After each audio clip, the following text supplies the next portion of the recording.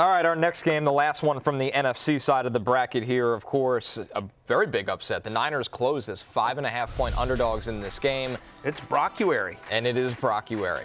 Christian McCaffrey at the top of the leaderboard in this one. DeMarcus Robinson, an opening drive we will never forget. But I think the standout of this game was Kyle Shanahan had a trick play up his sleeve that no one saw coming. We got to hear from him on that play right after the game. You're more hoping that it'll work and he'll be open. And you're more hoping that if it doesn't work, to please remind JJ to throw it away. Because JJ thinks he can make every play known to man. Juwan threw a perfect ball, which made me a little scared. I thought he should just throw in a bad ball and put it on him. So I thought it was a hell of a catch by Christian. And I didn't see it, but knowing that he got roughed up and stuff just shows what a G Juwan is. High school quarterback. As the 49ers with a little dig at the Eagles with the cheesesteak, and we're still hungry for more. But, you know, 6 out of 10 post. Yeah, not bad. 10 out of 10 win. Yeah. 10 out of 10 win as well. I mean, as somebody who has Brock Purdy in a playoff league, I was annoyed by the Juwan Jennings, but as a fan of football, it was an unbelievable play. Gets another game now. He does get another. He does get another game. You know, I talked about this on the Football Night in America pod last night, where I just said, like, Brock Purdy, you know, again, yes, he's got Christian McCaffrey, but he's out there throwing to DeMarcus Robinson, Kendrick Bourne, and Juwan Jennings. They're all nice players, but come on. Right? I know he's got Christian McCaffrey, but early in the game, he loses George Kittle. Yeah. By the way, George Kittle drinks for free today. Absolutely. You know, friend of the show, George Kittle, just an awful injury, guys. You know, we were in the room watching. I was in the room with all the Football Night in America guys, and every ex-player was like, immediately, that's his Achilles. That's his Achilles. Yeah. Like, We've seen it too many times now.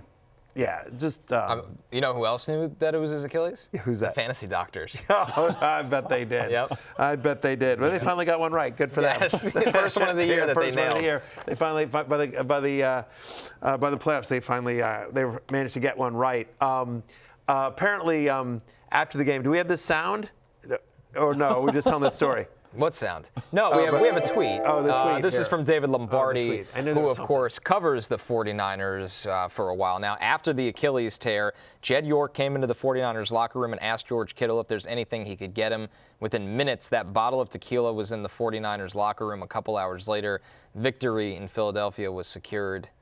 A new piece of 49ers. History, I think. History, what I said. It's probably cut off there. But also, by the way, David Lombardi, a must follow on Twitter. He's been on an absolute heater the past 6 weeks or so. He's the biggest Brock Purdy supporter in the league. He surpassed me. Yes, he has. Of Brock Purdy. He is a bigger supporter than you. He gets in people's replies telling them that Brock Purdy's the greatest quarterback to ever live. It's absolutely unbelievable. You must follow him at Lombardi himself. He is doing the Lord's work. But and it has been kind of magical is the wrong word because there's been so much turmoil and so many injuries, but it has been an insane story. The fact that they won this game, this is a complete disgrace from the Eagles that they lost to this team.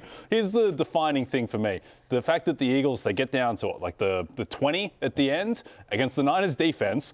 There's no players left. And the Eagles, with the season on the line, they have 4 plays and they go backwards 1 yard with the season on the line. And I think that ultimately, even though the Eagles are probably a better team than the Niners, the justified result here happened where the team that overcame so much ends up advancing past this Philadelphia team. It's been a complete mess all season with the worst vibes for a Super Bowl champion that you can imagine. And now, and ingloriously, they exit. Well, to your point about the Coach of the Year situation, if it did extend. Yeah, well, Kyle Shanahan. I mean, Robert Saleh is going to get another head coaching job this offseason because of the job they've done, and Kyle Shanahan should be the Coach of the Year. I have no idea how the Niners defense held as much as it did in the second half. Even if you know all the plays that are coming. Which everyone does with the Eagles, by the way. Yeah. But let's run a curl and just send everybody vertical. It's just insane. Like, how does a team this talented score 19 points against this Niners defense?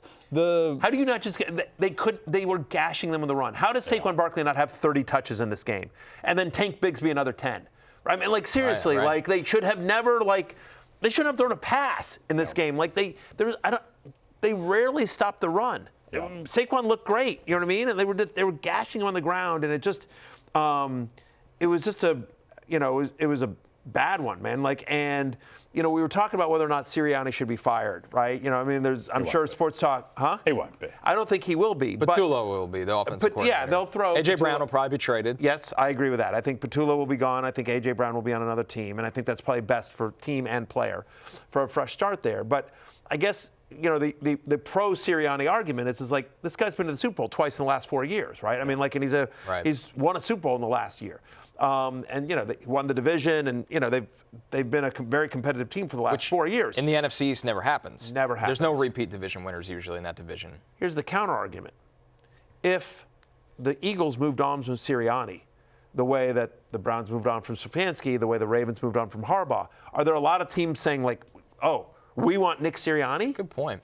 Here's the thing, too. I mean, like John Harbaugh, the minute the Ravens moved on from John Harbaugh, who didn't make the playoffs, there's like 8 teams that want his services. Right. Stefanski, off of a team that's like going to pick in the top 5 this year, everyone's just like, we think Kevin Stefanski, 2-time coach of the year, by the way, not everyone knows that. 2-time coach of the year, Kevin Stefanski, has a lot of gigs. Yeah. But the defending if he were fired today, the defending Super Bowl coach, people would be like, yeah, I don't know. Yeah, I can't definitively sit here and say yes, he has another job. Sirianni, he bats 500 with offensive coordinators, right? So you give him a great OC, and the team is ultra talented. They probably have they've had the most stacked roster in the NFL over his 4 years. And and if he's got Shane Steichen or Kellen Moore, then they're going to be great. And if those guys haven't been there, then they've been a kind of mini disaster on offense relative to their talent. But also, like, the non-football stuff, like the screaming at A.J. Brown when he wants him to get off the field quicker so they don't have too many men. And it's like, oh, yeah, this is just football, like, hit at the moment. That's not normal. That's not normal. Other teams don't do that. All year. Yeah, all other teams year don't do that. It's very strange. Yeah, there's just a lot going on in Philadelphia. Obviously, there will be some big changes to this team this offseason. I mean, so there's a tweet from John Ledyard at Ledyard NFL Draft. And he wrote something like that basically, Jalen Hurts' pressure rate was like, according to PFF, 24%. He had 3.6 seconds to throw on pressured dropbacks. And his point, what he tweeted out was, a team should not struggle on offense like that when the other team's pass rush is literally not a factor at all. Yeah. And I don't disagree with that. Right. They kept on putting all these quick throws into the playbook. So why are we doing this? Like, there's no pass rush. You have all the time for longer developing routes.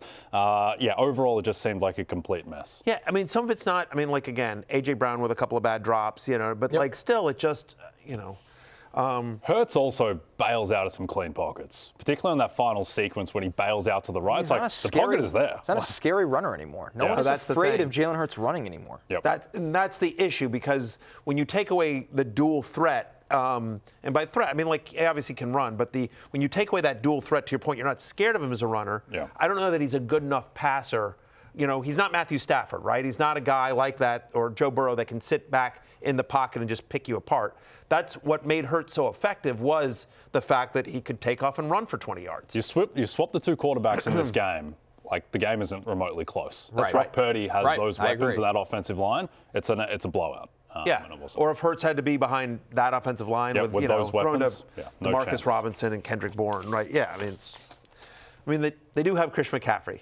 I mean, but still. I mean, they do, but Christian McCaffrey's running for like 1 yard per carry. Right. Yeah. And so there was a lot on Purdy's shoulders. Trent Williams was banged up going to that game, Yep. Let's go to the AFC side of the bracket, They missed Lane guys. Johnson, too, I will say that. That's a big loss for the Eagles. Sure. In fairness to, but still, that was, I'm not saying anything that Philadelphia Talk Radio won't say for the next 3 months. Yes, and beyond. Yeah. They'll carry it over all summer.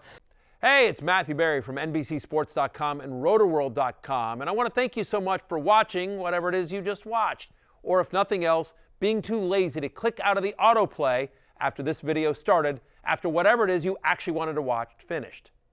But now that you're here, I'd like to take a moment here to ask you respectfully now, okay? I'm asking you respectfully to subscribe to the NFL on NBC YouTube channel.